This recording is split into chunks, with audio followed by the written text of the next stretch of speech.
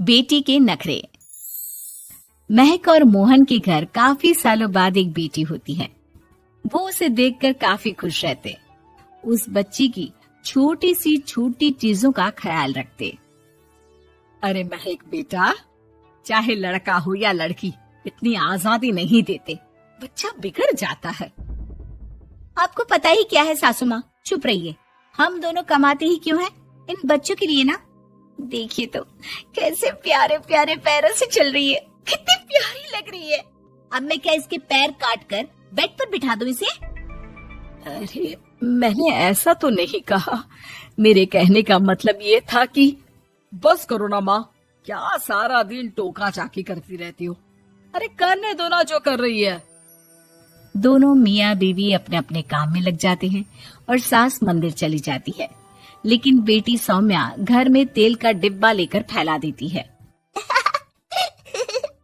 घर को तो मैं पराठे की तरह सेक दूंगी। मैंने सारा तेल फैला दिया, अब मैं इसे सेक दूंगी।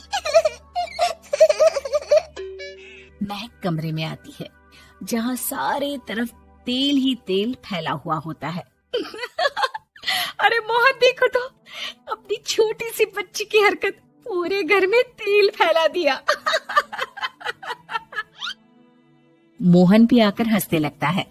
छोटी सी सौम्या को लगता ही नहीं कि उसने कोई गलत काम किया है।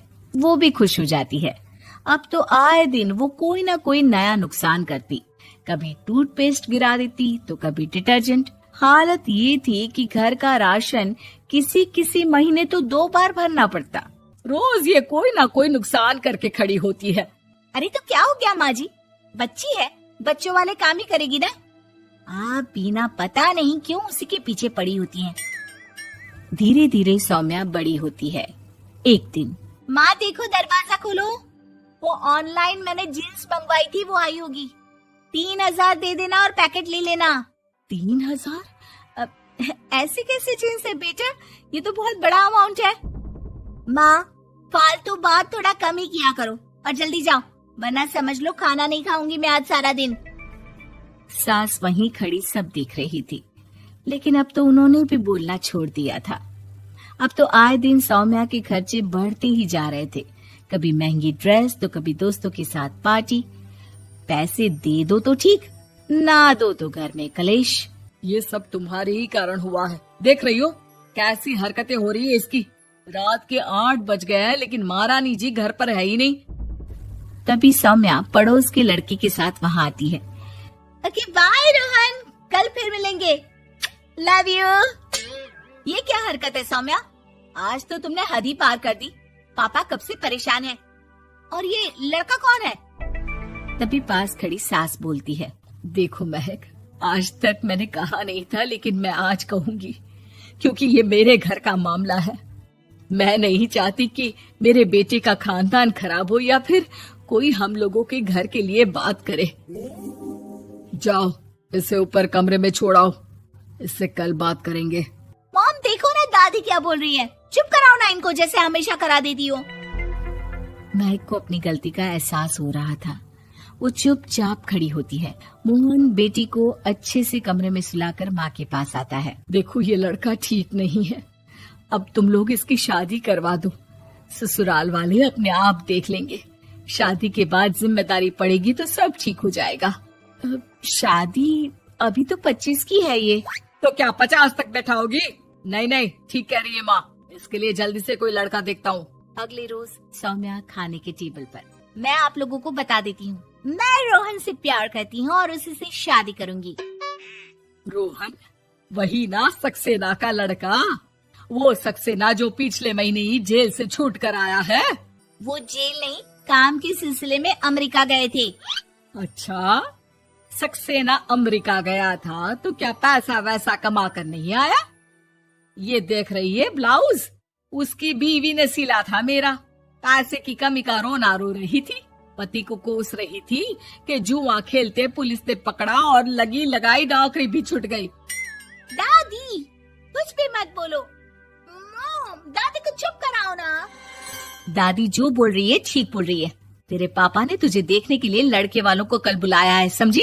अगली रोज लड़के वाले सौम्या को देखने आते हैं और उसकी शादी मयंक से हो जाती है। शादी के बाद सौम्या मायके आती है। वाह माँ, कितनी अच्छी शादी कराई है आप लोगों ने मेरी। लेकिन मुझे कुछ दिन और यहाँ रहना है। अरे बेटी, ये तेरा ही तो घर है, जितनी मर्जी रह। और क्या, दामाद जी कैसे हैं? अरे वो मयंक नहीं आया, कल शादी, आज तो अकेले, सब ठीक तो है ना? महक एक बार फिर सास पर चढ़ बैठती है। अब बस करिए ना माँ जी, अब तो ज्यादा ही हो रहा है। माना आपकी कुछ बातें मैंने नहीं मानी, लेकिन अब ये मेरी बेटी मायके आई है तो क्या उसका मतलब यही कि वो लड़कर आई है? हाँ पीना। सौम्या दादी की तरफ देखकर मुस्कुरा देती है, जैसे उन्हें चिढ़ा रही हो। दादी, मैं लड़कर नहीं बल्कि ये बता कर आई हूँ कि मुझे कुछ दिनों के लिए यहीं रहना है, माँ के पास। मेरा मन धीरे धीरे ही तो ससुराल में लगेगा। अब अगर आप बोलती हैं तो चली जाती हूँ मैं। अरे नहीं नहीं बेटी, ये मतलब नहीं था तेरे दादी के बोलने का। सौम्या कमरे में चली जाती है और अगले ही पल जींस टॉप पहनकर बाहर आती है। माँ, मैं ना अपनी सहेली के घर जा रही हूँ, आने में देर हो जाएगी, खाना मैं वहीं खा लूंगी। सौम्या सहेली के घर चली जाती है। अरे सौम्या ससुराल से आई है, कहीं दिखाई नहीं दे रही। वो सहेली के घर गई है, काफी दिनों बाद बच्ची का मन कर गया होगा। महक, रहने दे अब, इतना हल्के में ना ले। लड़की अब किसी और की अमानत है, घर में इतनी देर से आएगी तो लोग क्या कहेंगे। और होता भी ऐसा ही है। दरवाजे में पुलिस आती है जिसके साथ सौम्या होती है।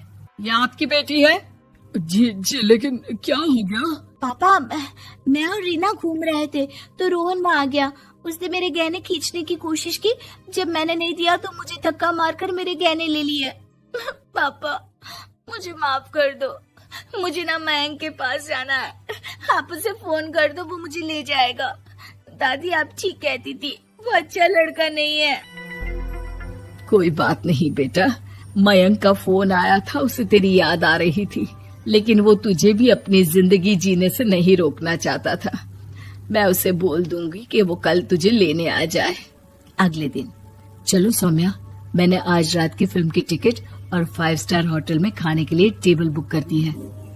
फिर क्या, सौम्या खुशी खुशी अपने ससुराल चली जाती है और महक को बड़ों के सीख की कीमत का पता चल जाता है।